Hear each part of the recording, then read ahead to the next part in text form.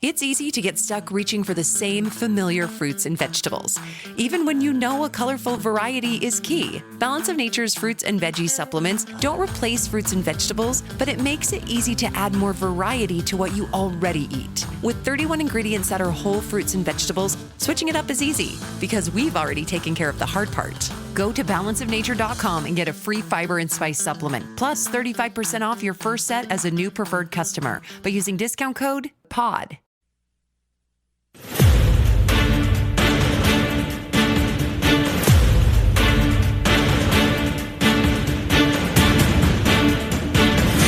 Now, from New York City to the world, it's Dominic Carter. Breaking news. And we are starting this hour with some good news that is for America. 5 senators, Democrats, who normally vote with the Democratic Party, have split with the party to vote with Republicans. So now you have a total of 8 Democrats that are taking the first step towards ending the longest shutdown in U.S. history. They're breaking with their party's blockade and voted with Republicans to advance legislation to reopen the government. Now, this is only a first step, but it's a major step. And the 60-40 vote paves the way for the spending agreement to begin making its way through Congress, where it will still need to be debated and passed by the Senate.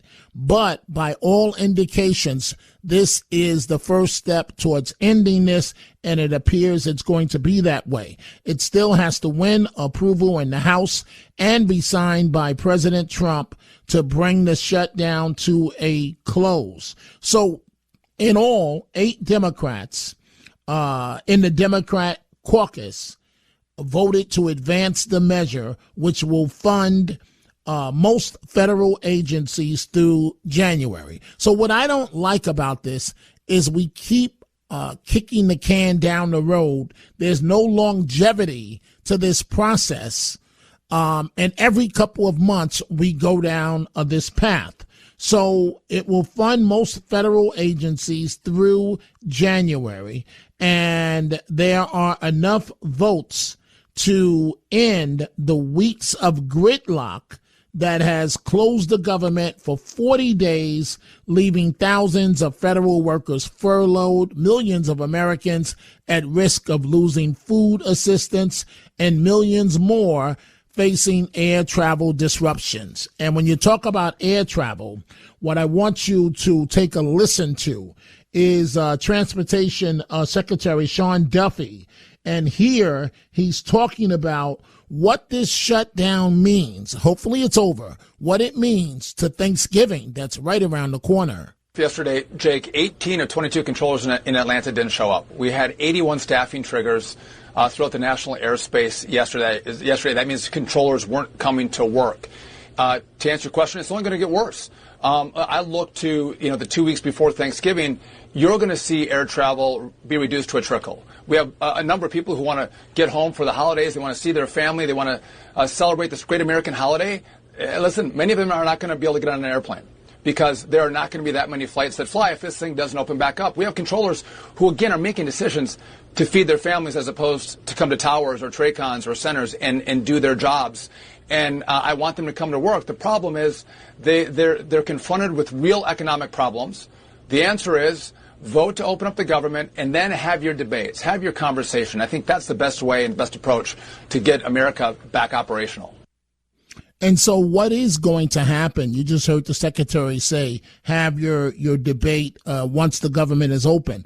That's what has Democrats up in arms because of this, as it relates to this health subsidy. People have to make their selections now, but it's now been kicked down the road where it will be talked about in December, even though the decisions have to be made now. So progressive Democrats and so on, they are livid, claiming that the Democrats got nothing out of the process. The transportation secretary, and again, the transportation secretary, the treasury secretary, and this is before this deal came down tonight, he appeared on ABC with George Stephanopoulos. George, the best way to do it, and look, you were involved in a lot of these in the 90s, and you basically called the Republicans terrorists, and you said that it is not the responsible party that keeps the government closed. And so what we need is 5 brave, moderate Democratic senators to cross the aisle, because right now it is 52 to 3. 5 Democrats can cross the aisle and reopen the government. That's the best way to do it, George.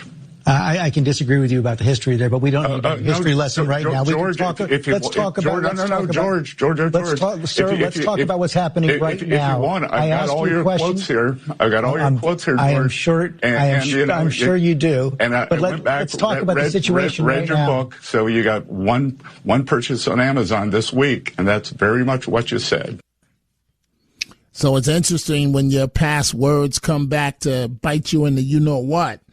I'm going to come right back to the shutdown in just a second. I'm going to go to Bob on line 4 in Florida. But before doing so, the Washington NFL team played the Detroit Lions, and the president with Air Force One did a flyover of the stadium. And prior to doing so, or I should say right after, this is what President Trump had to say about the flyover. Just wearing a lot of great people right now. I'm a little bit late. I just want to say, was that the greatest flyover ever? Nobody's ever done a flyover like that.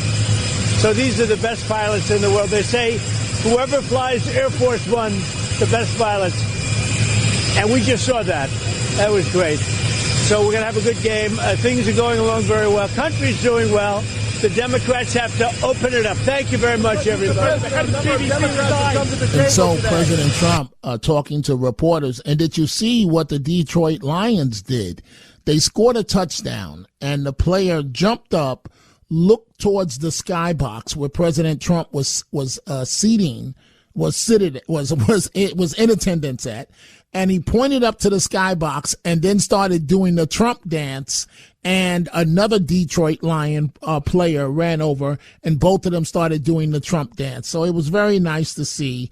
Let's go to line 4. Let's begin with your telephone calls. Bob in Florida. Bob, what's on your mind? Hi, Dominic. This is the second time I'm calling you. I didn't get a chance to tell you the first time that I'm a Syracuse University graduate too, undergrad. And what year? What year, Bob? 1963. Wow. So I'm 86, so that means I'm a few years after you. But what's on your mind this morning, Bob?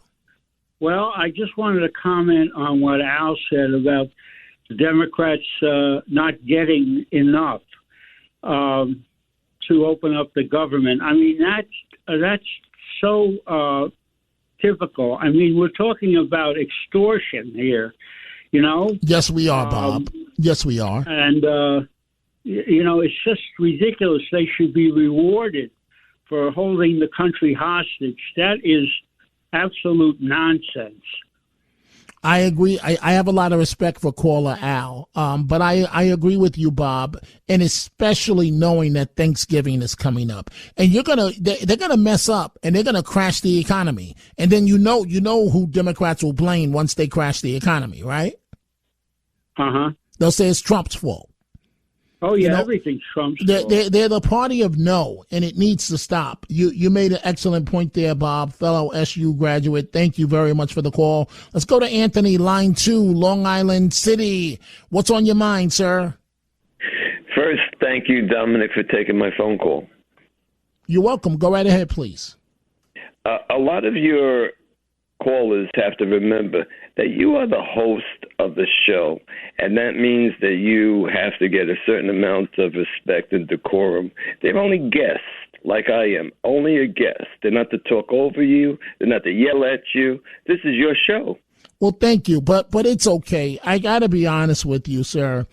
The people that do that, they're in complete denial, because with the we're before a national audience right now, but with the New York City mayor's race, they want to believe in Mr. Sliwa, who only pulled in 7% of the vote, and they don't like the fact that I'm telling the truth about the horrible campaign he ran and that it was nothing but a publicity stunt. That's what it was.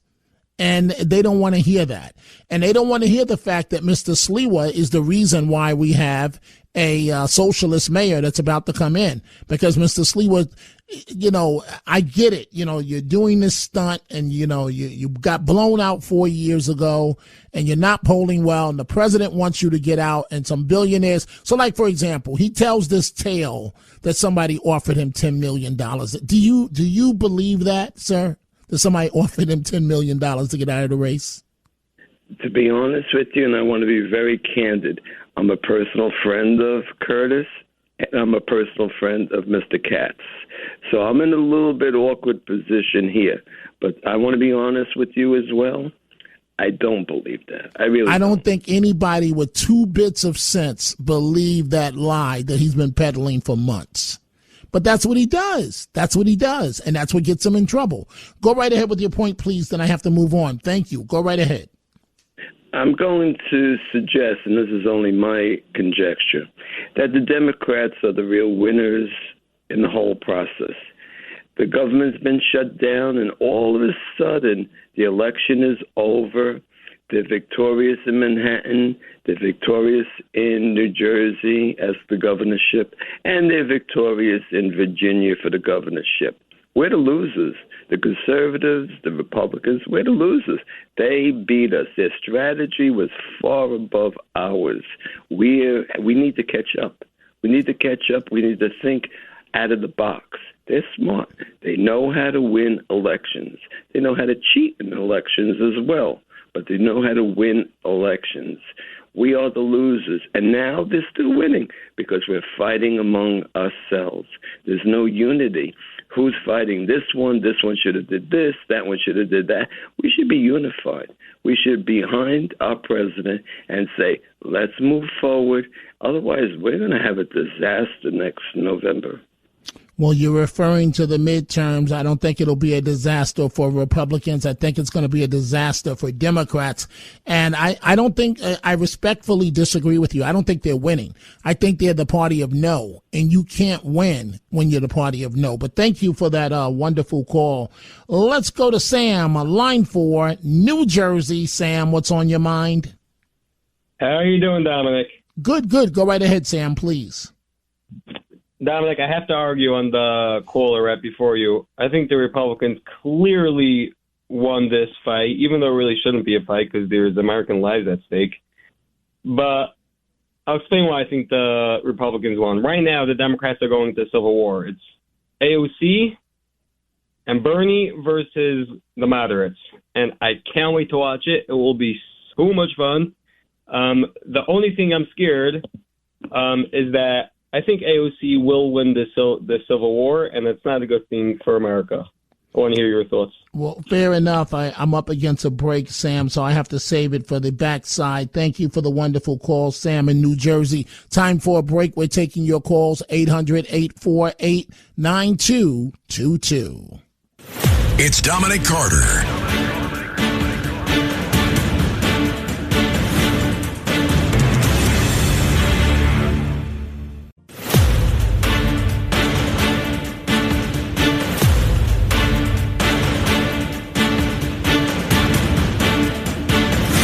Now, from New York City to the world, it's Dominic Carter. Breaking news. And we are continuing to follow. The Senate has reached a bipartisan deal to reopen the government after the 40-day shutdown, which means a breakthrough on ending the longest ever government shutdown, to fully fund SNAP benefits, to get air travel back up, because that's the next step in this horrible situation. Air travel is about to be brought to a complete crawl. They're already cutting back on flights. air traffic controllers are not showing up to work.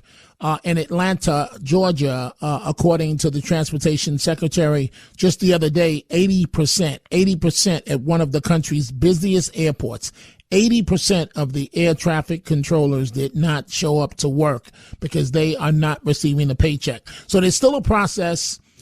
Things can still go left, can still go wrong, but hopefully this is the beginning of the end very, very soon. Let's go back to your telephone calls. Dominic Carter here with you, 800-848-9222. Let's go to line 2, Norman in Brooklyn, New York. Norman, what's on your mind?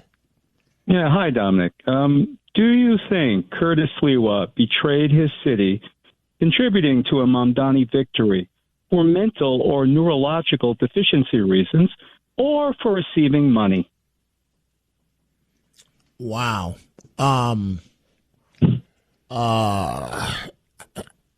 won't answer that. Okay. The only thing that I will say, I'll repeat what I said earlier, last hour. I just wish Mr. Sliwa would sit down and just think about what he's out there doing now, because it's embarrassing and it's sad. And frankly, Norman, it's the oldest trick in the book. And I don't know whether he sees it or not. You align yourself with someone, right? You think that the public doesn't know. And then after the person you aligned yourself with wins office, then you start criticizing that individual. That's how you know that there's something rotten in Denmark. So in the debates, Mr. Sliwa ganged up on Cuomo, which defies all logic.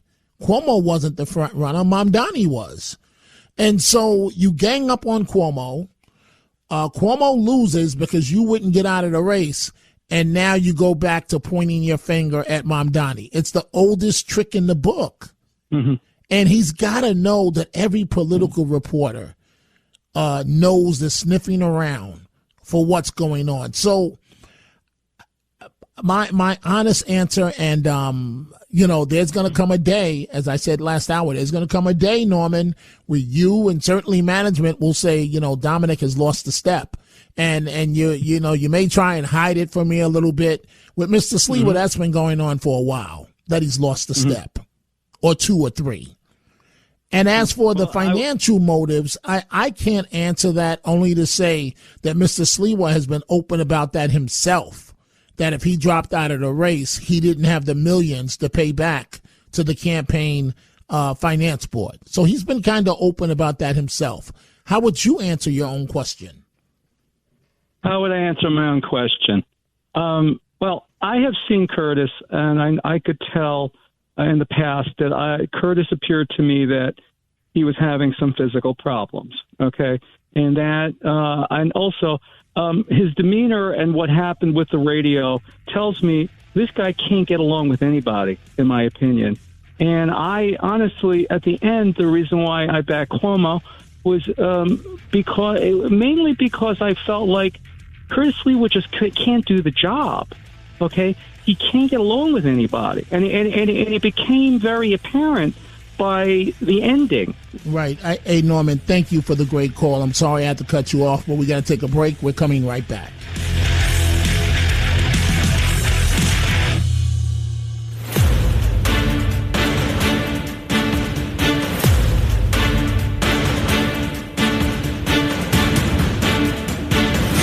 Now, from New York City to the world, it's Dominic Carter.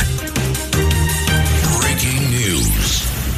And again, good news for the country, or at least let's hope so. It appears that the Senate tonight is well on its way to taking its first step to ending the longest shutdown in U.S. history. A group of Democrats, a total of 5 recent Democrats, broke with their party and voted with Republicans to advance legislation to reopen the government. So they hit the magical 60 vote to 40, paving the way for the spending agreement. And it's got to still make its way through Congress. It's got to be debated, passed by the Senate, win approval in the House, and then be signed by President Trump bring it to the shutdown to a close. But we are really hitting a disaster going into Thanksgiving with air travel about to come to a crawl. The impact on families and SNAP benefits, food stamp benefits. This thing has to come to a close. Democrats are up in arms yelling that all they got was a promise. And that's because the health component to this will be talked about in December. So they kicked the can down the road. But the subsidy issue, you've got to pick now. So premiums are expected to go through the roof. And some Democrats, certainly the left of the Democratic Party, they are up in arms. You know, I'm still stuck on the fact, folks. We're going back to your telephone calls in just a second. Dominic Carter here with you on this Monday AM. I'm still stuck on the fact that Nancy Pelosi is a financial genius. I mean, she's done better than the best in the world at stock selection. Listen here to White House Press Secretary Carolyn Leavitt. To put a ban on stock trading for members of Congress is even a thing is because of Nancy Pelosi. I mean, she is rightfully criticized because she makes, I think, $174,000 a year, yet she has a net worth of approximately $413 million. In 2024, Nancy Pelosi's stock portfolio, this was a fascinating statistic to me, grew 70% in 1 year in 2024, and her portfolio outperformed every single large hedge fund in that same year, and even more than doubled the returns of Warren Buffett's Berkshire Hathaway. So I think the president stands with the American people on this. He doesn't want to see people like Nancy Pelosi enriching themselves off of public service and ripping off their constituents in the process. Wow. So $174,000 a year. And she's now worth, $470 million. You can't make this up. Only in America. Mom Donnie, the new mayor-elect of New York, just back from Puerto Rico. A lot of folks are concerned. A lot of folks are criticizing him. One of them happens to be my colleague, Bill O'Reilly. Now, ma'am, Donnie doesn't want that. He's not a socialist, he's a communist. Okay? Donnie's greatest quote is, "I agree with seizing the means of production." Yeah. Okay? That's communism. That's not socialism. Because in order to seize something, you have to use force. And that's what the communists do. So it's supply and demand. And I'm going on a jihad, to please Mandani, of telling people don't buy anything that you feel is exploitative. You don't have to go to see Taylor Swift. You can pirate it on the social media. You can steal it. All right? Let's do a little Abby Hoffman here. So that's Bill O'Reilly. And when you think about the new incoming mayor of New York City, who is definitely an international story now, not just national, international, the outgoing mayor of New York City, Eric Adams, Mr. Adams says it's time to stop the posturing from Mamdani, for Mamdani to understand that he will be very soon the mayor. You can't protest your way out of it. He's no longer a protester. He's the mayor. He has to wrap his mind around that. Diplomacy is crucial. He needs to go to Washington, D.C. and sit down with the president and say, here are the needs of my city. You have to put all of that anger behind you. He's the president of the United States. You know what's interesting? There are almost half of New Yorkers who did not want him to be mayor. Almost 50% of New Yorkers saying, close to 50% are saying, we don't want you as mayor. And there are a body of his people who, no matter what he would have done, even if they disagreed with his policy, they said, we still want you to be the mayor. So he became the mayor because our democracy worked. Donald Trump is the president because our democracy worked. Popular vote, electoral votes. So it's the same respect. He wants those who did not vote for him to respect him as mayor. He now has to respect the president as the president. You don't have to like the person. Respect the seat. And first thing he needs to do is get on the phone and speak with the president and say, I want to speak with you about delivery of services and resources for my city. But he had pretty strong words during his speech last night about, resisting or fighting whatever challenge that the president brings to the city. Do you think that's a good position? Well, he's going to figure out his form of governing. That's what he has to do, and I'm not going to speak for him. He has to do that. I figured out my form of governing under Biden, under President Trump. Under the governor, he has to figure out his form. And I'm saying to him, in a perpetual state of fighting, you're going to get in the way of the mission of delivering for your city. And that's interesting. And to be blunt with you, if you're just going to fight President Trump, you're fighting in his domain where you can't win. He is the best at fighting and almost always emerges victorious. Good luck with that, Mom Donnie. 800-848-9222. Let's go to line 4, John in Colorado. Good morning, John. What's on your mind? Hey, Dominic, how you doing? I believe there's 8.5 million people in New York City. Is that about right? Yes. Well, and how many people actually showed up to vote? 2 million? Yes. Well, what happened to the other? There must be more people in New York City that are old enough to vote than 2 million. Well, John, to be straight with you, this was one of the highest turnout elections in recent memory. So it's people pathetic. In New York need to vote more. Right, more but they're not going to. But they're not going to. Blame them for all this. They Well, didn't even bother to go vote. They don't even care who does what or who's the mayor. Again, John, it was a high turnout for this election.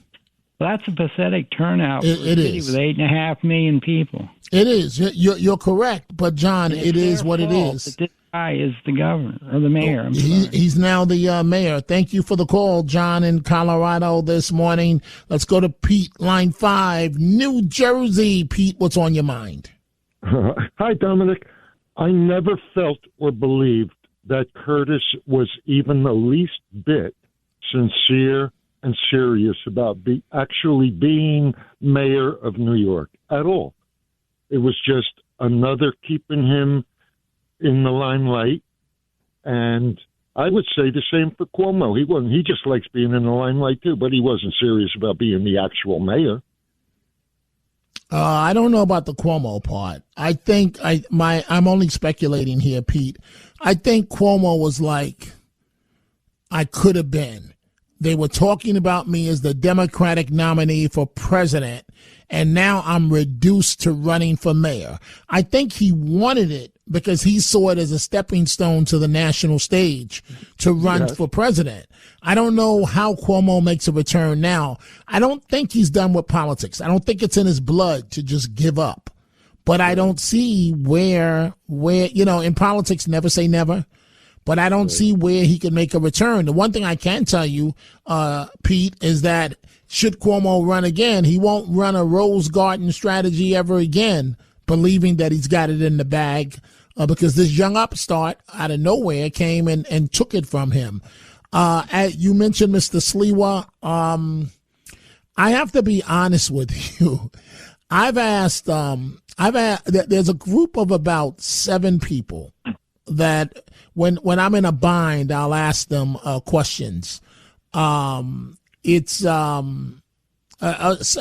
few listeners, and I've asked them, to be honest with you, Pete, I've asked them, how could anybody in their right mind? I wanted Mr. Sliwa to win because, we're boys. But at the same time, I said to myself, how could anybody in their right mind take this guy serious as a candidate for mayor?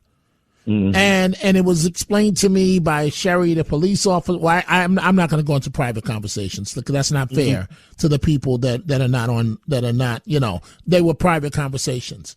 And so, but I can say this much, that the people I talked to, Pete, they gave me their reasons for why he should be considered a serious candidate. I knew from day one he was never going to be a serious candidate. He doesn't have the education credentials. He doesn't have the work credentials.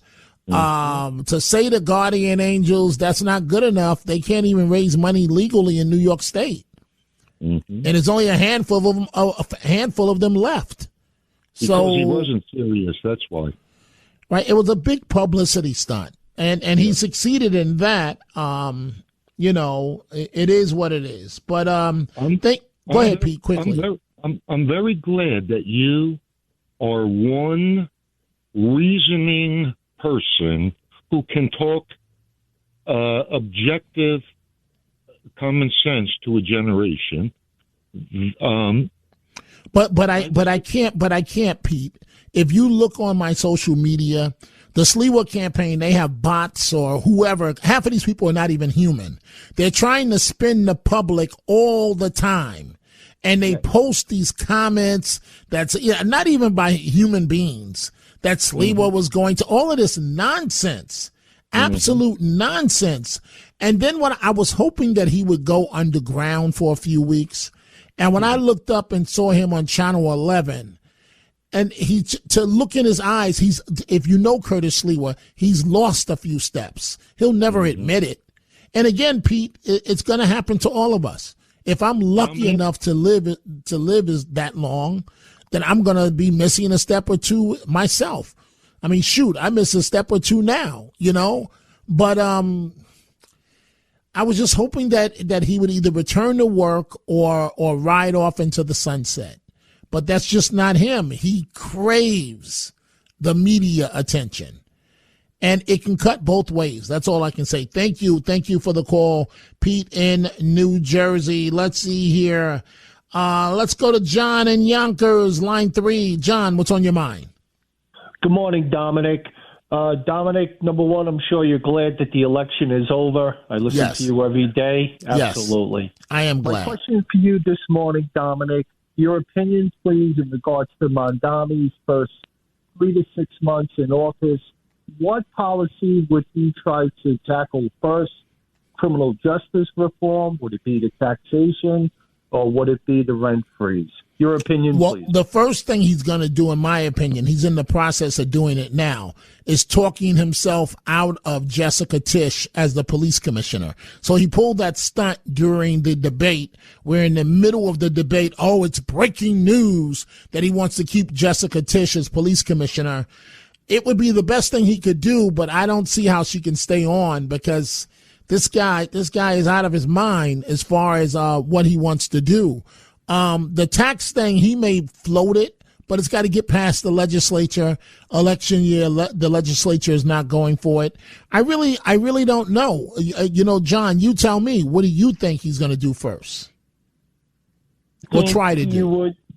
I think that I agree with that in regards to the legislature. Yeah, I think that he has a good point of, trying to convince people that he could do X, Y, and Z, but he can't.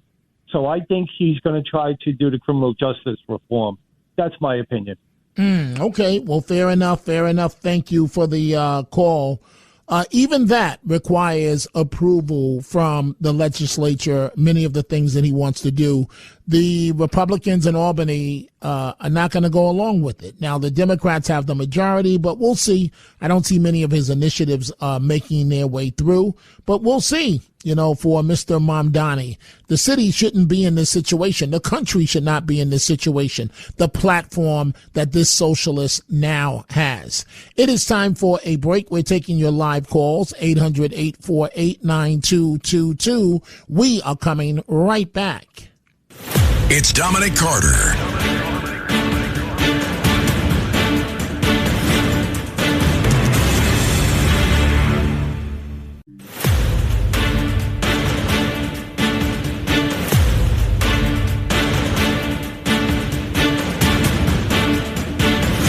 Now, from New York City to the world, it's Dominic Carter. Breaking news. And again, folks, if you're just joining us, the wonderful news, it appears, emphasis on appears, that the Senate tonight took the first step towards ending the longest shutdown in U.S. history. A group of Democrats broke with their party and sided with Republicans, a 60-40 vote paving the way for a spending agreement to begin making its way through Congress. Now, it still needs to be passed by the Senate, win approval in the House, and signed by the President Trump. But all indications are that it's pretty much a done deal. We'll see how this all plays out. Let's go back to your telephone calls. Line 2, Peter, Staten Island. Good morning. What's on your mind? Hi, Dominic. With this thing with I don't know what they call it, the food stamps, a lot of veterans are affected, and they're not really letting everybody know about it because they have a lot of pride, these people that served our country, and I have pride loving them and being part of it. And one of my acquaintances on the block where I live was really suffering with this because his kids became of age where they're not living with him, and he lives alone with one of his daughters, and basically was getting hit real bad. He told me he was getting $320 a month of the SNAP, and that got cut off November 1st. So I'm in a pretty good position. I'm not poor. I'm not rich.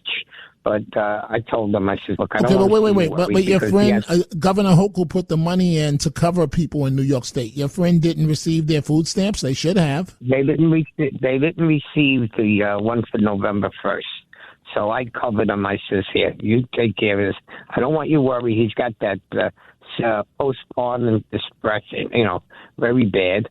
And look, it was just the little thing I could do. So what I did, all my charities that I donated, I just cut him down a little bit, maneuvered him in because he needed it, and I didn't want to see him wonderful. That's wonderful. Pete, thank you. Why I'm putting this over is that hopefully some people to get together and look at their neighbors and see any veterans that may be going through this. They're not going to cry out for help. They're not going to tell because they have pride. They're Americans. And, exactly. Thank you for the call, Pete. I got to move on, but Pete is right. They do have a lot of pride. We should be helping them. Hopefully this is over. I got to move pretty fast, folks, because we have so many calls and so little time. Let's go to Kevin, line 1, Manhattan. Kevin, what's on your mind?